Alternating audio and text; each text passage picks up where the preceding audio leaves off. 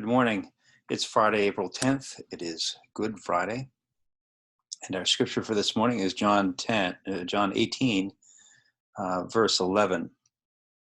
You might remember from yesterday's meditation that Jesus said to his disciples, "Greater love has no one than this, that someone lay down his life for his friends." Of course, he's saying this probably at the Lord's, at the Passover supper that he's having with his disciples.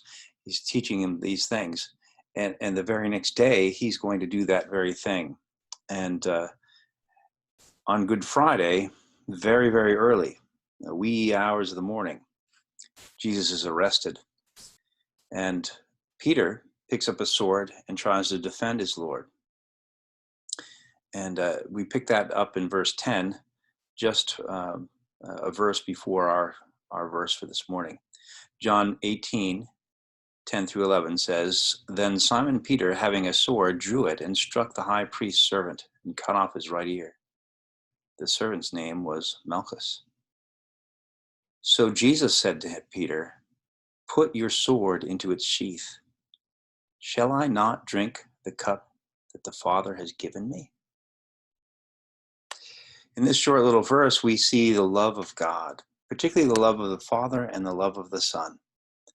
I'm sure the love of the Spirit is there too, because the Spirit is now having these things recorded for us in Scripture.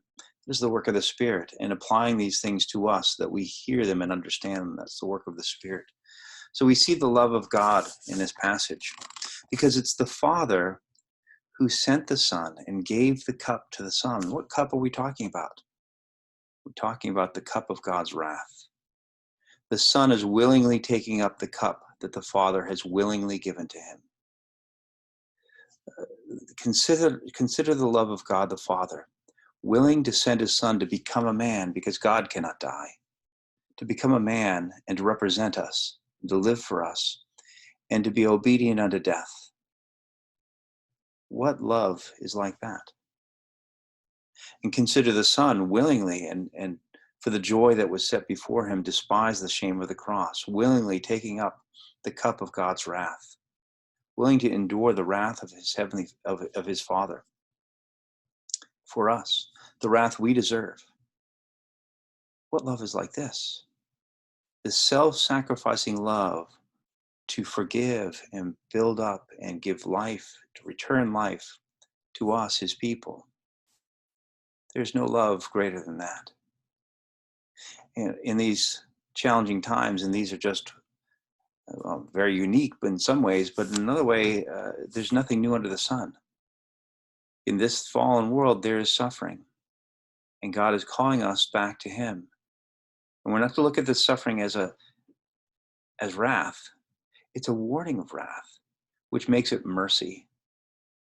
We judge God's love for us based on this love, this act. The Father sending the Son, and the Son willingly going, both to love us. And the Spirit now communicating that to us through the Scriptures, so that we know the love of God. May you and I remember God's love and not be thrown off by this or that suffering that we might be enduring today. He loves us. He loves you. He loves me. May God bless you and keep you.